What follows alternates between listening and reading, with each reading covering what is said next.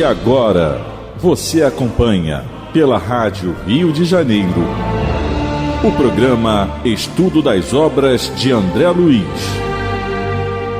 Vamos refletir sobre o livro Nosso Lar.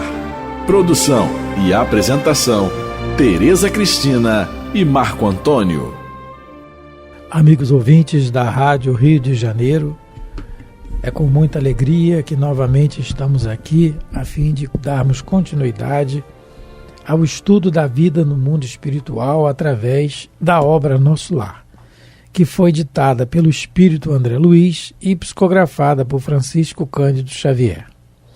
Olá, caros ouvintes da Rádio Rio de Janeiro, que Deus possa nos abençoar no dia de hoje para essa nossa tarefa de estudo do livro Nosso Lar.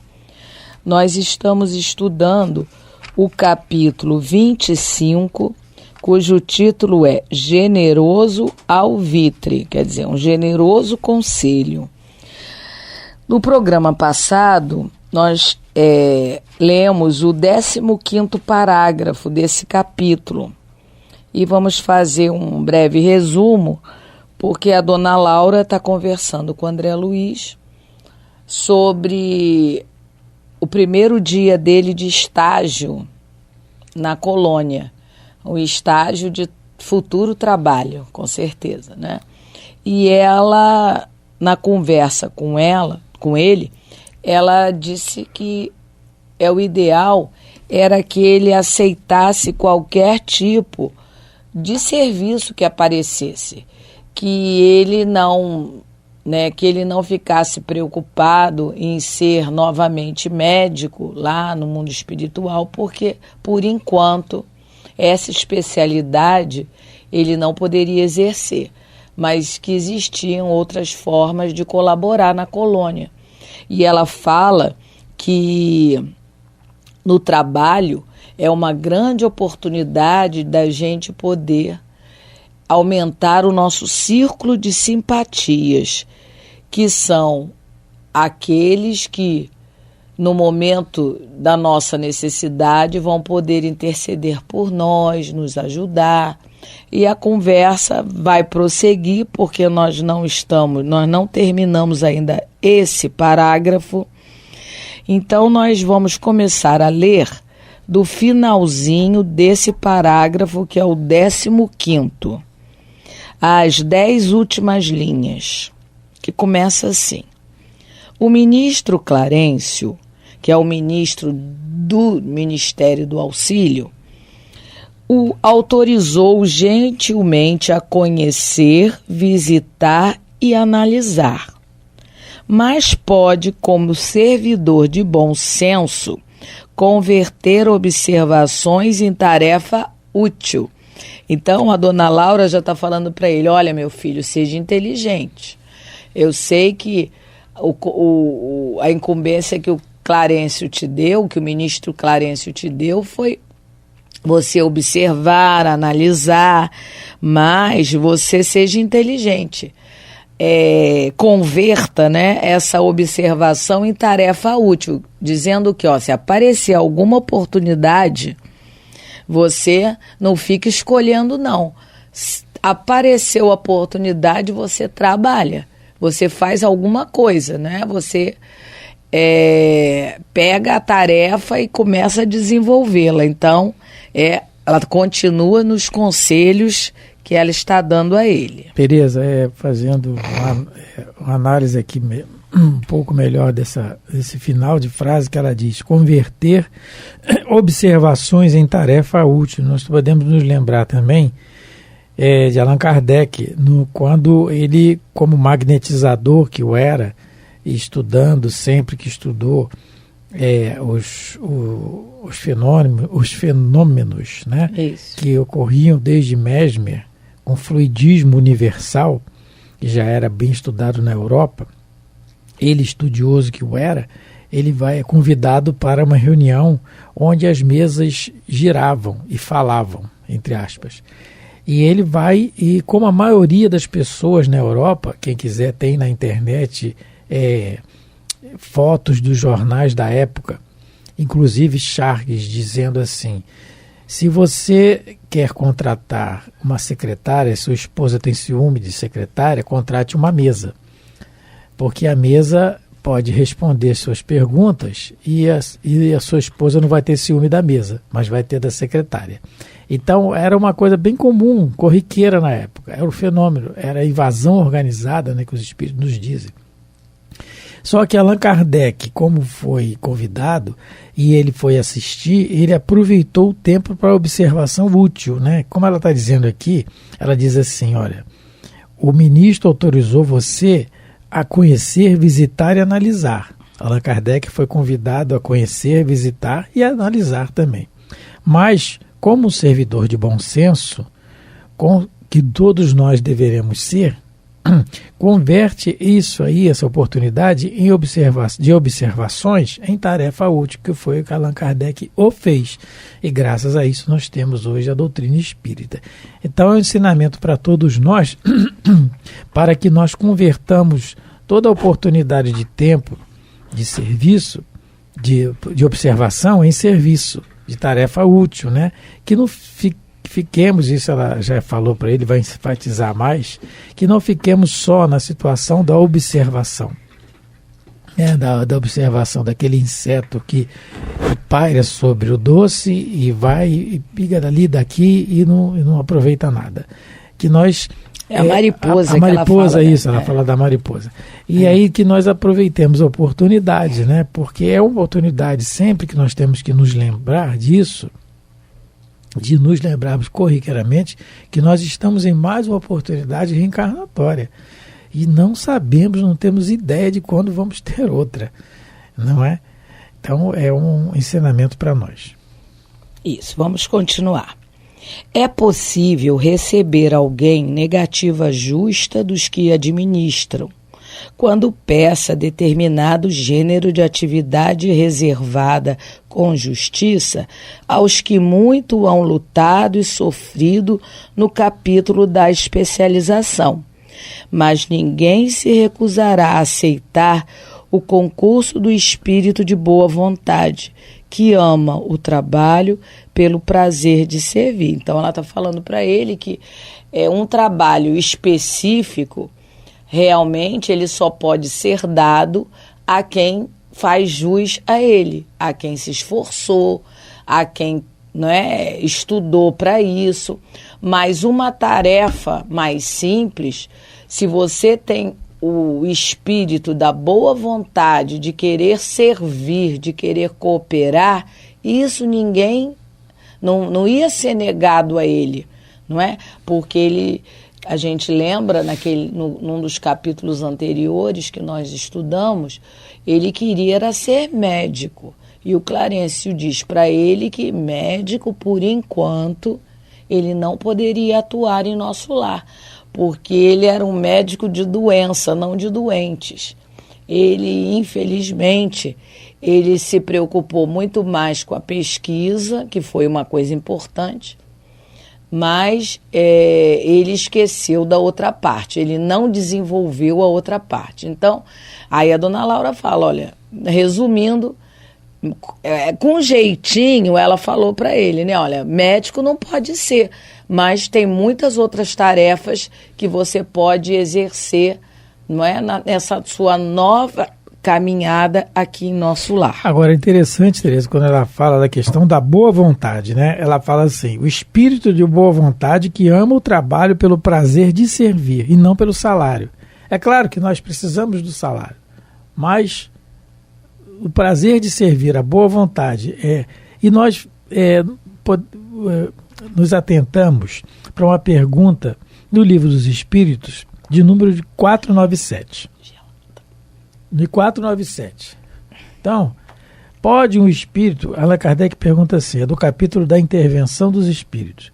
Pode um espírito protetor deixar o seu protegido à mercê de outro espírito que lhe queira fazer mal? Então a pergunta é essa. Se Kardec está perguntando, se o espírito protetor pode nos deixar, que todos nós o temos, graças a Deus, se pode nos deixar à mercê de outro espírito que queira fazer mal a gente. Ele pode, vou deixar o Marco Antônio lá, deixa ele se resolver com esse espírito que quer fazer mal a ele. Aí a resposta dos espíritos. Vamos ver o que isso tem a ver com o que a dona Laura está falando aqui. A resposta dos espíritos é a seguinte: os maus espíritos se unem para neutralizar a ação dos bons. Né? Ponto. Mas, se o quiser, o protegido dará toda a força ao seu protetor. Olha o que ele responde. O protegido dará toda a força ao seu protetor.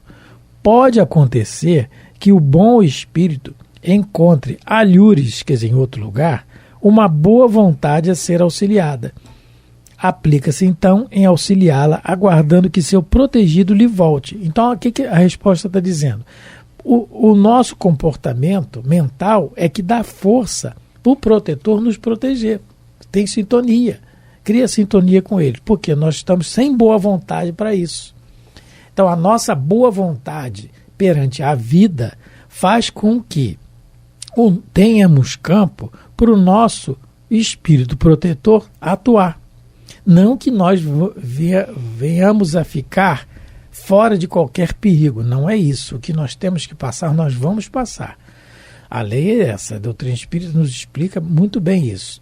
Mas o nosso comportamento perante a vida, que é a boa vontade perante a vida, né, é aquilo mais profundamente que Paulo de Tarso falava na questão do bom combate, né, combater as nossas inferioridades, e isso aí denota uma boa vontade nossa perante as determinações de Deus, faz com que viemos a criar sintonia com o bom espírito. E aí ele consegue nos ajudar, sim. Então, quando a dona Laura fala aqui, espírito de boa vontade, que ama o trabalho pelo prazer de servir, nós estamos nos educando assim, treinando, porque isso tudo é um treinamento. O hábito cria segundo a natureza. Então, nós temos que nos habituar a isso, temos que exercitar. E o exercício, no início, ele dói. Seja o exercício físico, o exercício de estudar, o exercício de tudo que nós não estamos muito habituados a fazer. O exercício principalmente da disciplina, que nós não temos, não é? A maioria de nós, né? Então o hábito cria isso. Então essa questão da boa vontade é muito interessante nós observarmos isso com relação aos espíritos que tentam nos ajudar. Vamos continuar? Vamos. Agora vamos para o parágrafo 16. Meus olhos estavam úmidos. Aquelas palavras pronunciadas com meiguice maternal caíam-me no coração como bálsamo precioso. Poucas vezes sentira na vida tanto interesse fraternal pela minha sorte. Semelhante conselho calava-me no fundo da alma, e como se desejasse temperar com amor os criteriosos conceitos, a senhora Laura acrescentou com inflexão carinhosa. Tereza, ele fala assim, olha, aquelas palavras caíam-me do coração como bálsamo precioso. Ele, o espírito orgulhoso, que ele já disse que o era, né? O sentimento que ele já está tendo, né? Poucas vezes ele sentiu tanto interesse fraternal pela sua sorte, né? Pela sua vida. Isso aí já estava calando fundo na alma dele, a transformação. Mas a gente tem que analisar que isso aí é o bem primeiro para quem? Quem está sendo mais favorecido aqui? É a dona Laura, porque ela está espalhando, né? E outra coisa também que a gente pode notar aqui é que não é o que se diz que agride, é como se diz, que pode agredir ou ajudar. Porque ela está falando, não é, coisas parecidas que o Clarence falou para ele. Não que ele não tenha tido tato, mas ela é mãe, né? Ela é mulher. A mulher tem uma sensibilidade grande. Então, o Lísias também já tinha conversado com ele, algumas coisas, mas ela, com todo carinho, como ele diz aqui, ela está novamente conclamando ele a mudar de atitude. E ele talvez tenha sentido essa sensação boa de preocupação sincera, porque infelizmente aqui na crosta, né, enquanto encarnados estamos, há muito interesse, interesses assim, escusos, muitas das vezes com relação aos nossos semelhantes para conosco. Então a gente já não sente essa sinceridade que no mundo espiritual existe.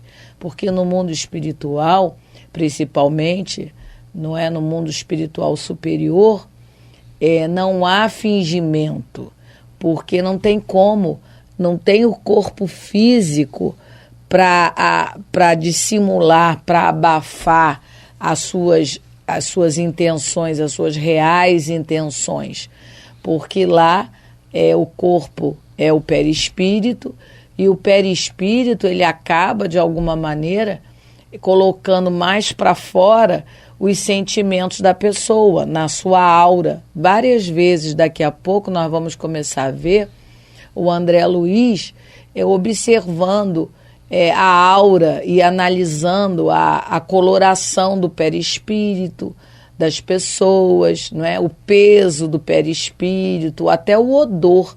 Allan Kardec fala sobre isso no Livro dos Médiuns. Então, lá não há fingimento.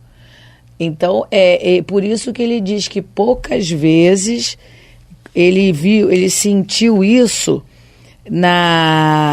poucas vezes sentira na vida de encarnado, tanto interesse fraternal pela minha sorte, porque realmente lá o sentimento não é dissimulado, é verdadeiro. E aí, Tereza, no Evangelho, aproveitando esse tema, no Evangelho segundo o Espiritismo, no capítulo 9, bem-aventurados os que são brandos e pacíficos, no item número 6, Allan Kardec coloca o título A Afabilidade e a Doçura, que é uma mensagem do Espírito Lázaro. E no final dessa mensagem, ele diz assim: não basta que dos lábios manem leite e mel.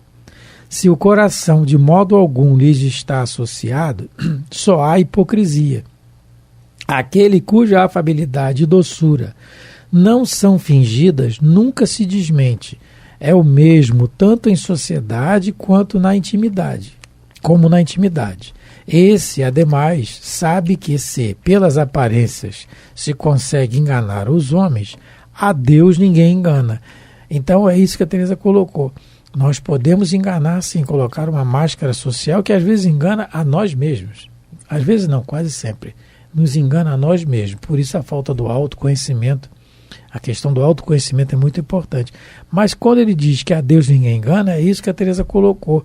Tudo que nós pensamos emana de nós. O pensamento, ele é matéria. A matéria é vista pelos espíritos inferiores, sim. Eles são inferiores, mas não são burros. Eles não estão dementados.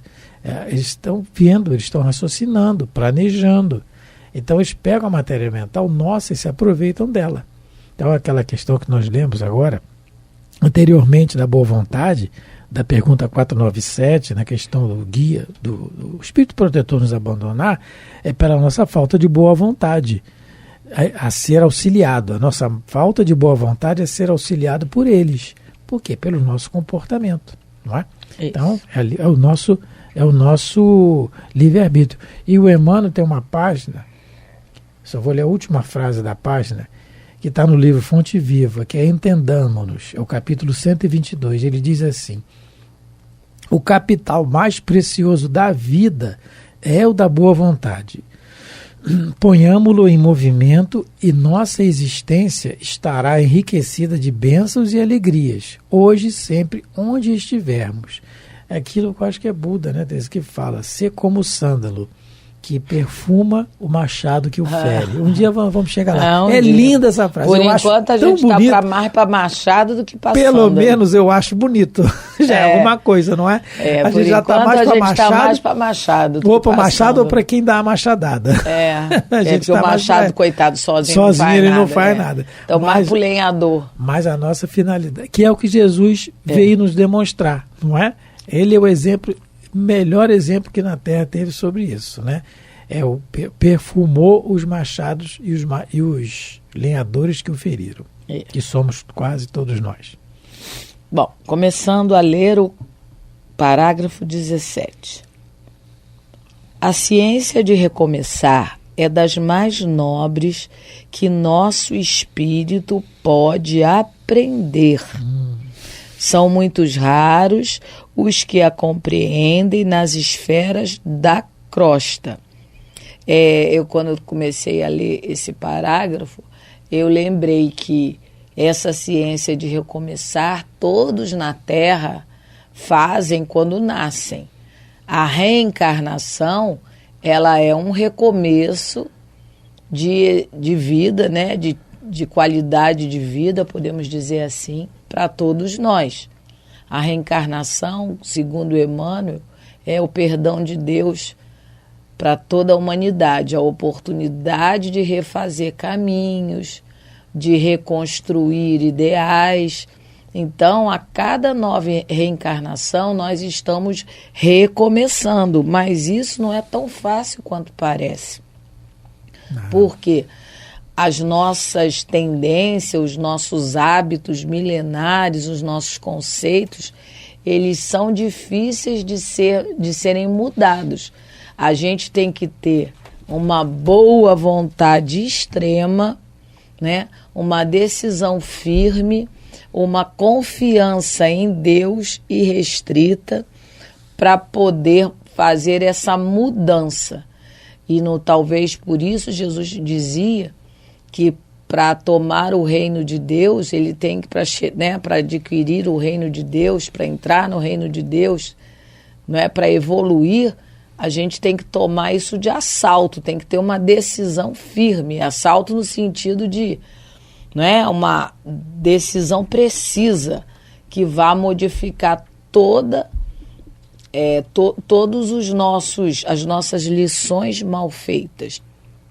Então, ela está dizendo que essa arte, essa ciência de recomeçar é uma das mais nobres, mas são muito raros aqueles que conseguem, né? O próprio André Luiz, ele no livro Os Mensageiros, ele vai dizer que nós somos os campeões das promessas não cumpridas, porque a gente se prepara no mundo espiritual, né? Promete, faz planos, mas quando encarna... Os Mensageiros tem uma série... A gente não consegue, né, mudar, não consegue recomeçar de outro ponto de partida. No livro Os Mensageiros tem uma série de capítulos com médios falidos, que prometeram, os primeiros capítulos. Mas nessa questão, Tereza, da ciência de recomeçar, nós podemos nos lembrar do apóstolo Paulo, na obra Paulo e Estevão. Ela vai falar nisso, né? Na obra Paulo e Estevão, ela vai falar nisso. É o exemplo que ela vai dar. Na obra Paulo e Estevão, nós temos aí um trecho da obra em que Paulo, já se convertido, já viu Jesus na estrada de Damasco, já aceitou, e aí vai para o deserto, fica 3 anos no deserto, na oásis de Palmira, no deserto de Dan, e aí como trabalhando. E aí meditando, e sai dali e vai ao encontro depois ele passa na casa do Caminho, eles não aceitam ele, Pedro, né, por enquanto ainda não, e ele vai no pai dele, e o pai dele pede para escolher entre Jesus e ele. E ele responde que todos dois precisavam de Jesus, mas o pai bota ele para fora. Então ele se vê sozinho. Então aí eu vou ler só um trecho aqui. É bem isso aí, a ciência de recomeçar, num exemplo grandioso como o de Paulo, né? E aí ele diz assim para o pai: então adeus, meu pai, dizes bem, porque estou certo que o Messias não me abandonará. E o Emmanuel relata: a passos indecisos aproximou-se da porta de saída. Vagou o olhar nevoado de pranto pelos antigos adornos da sala. Mais adiante, teve receio de si mesmo, porquanto jamais se vira em tais conjunturas. Depois da meditação dolorosa, retirou-se em silêncio. Olhou indiferente o movimento da rua, como alguém que houvesse perdido todo o interesse de viver. Então, próprio Paulo sentiu isso, mas logo depois adormece assim no campo, no chão, e aí, em desdobramento, ele encontra Abigail. E Abigail, no próximo programa, nós vamos dizer o que ela disse para ele. Para a gente continuar, tá? Cenas porque do próximo programa. Porque o tempo aqui não recomeça, ele continua. Muito obrigado pela atenção, pelo carinho, pela paciência de nos ouvir. Fique com Deus. Muita paz, que Deus abençoe vossos lares e vossas vidas. Até o próximo programa. A Rádio Rio de Janeiro apresentou o programa Estudo das obras de André Luiz. Produção e apresentação, Tereza Cristina e Marco Antônio.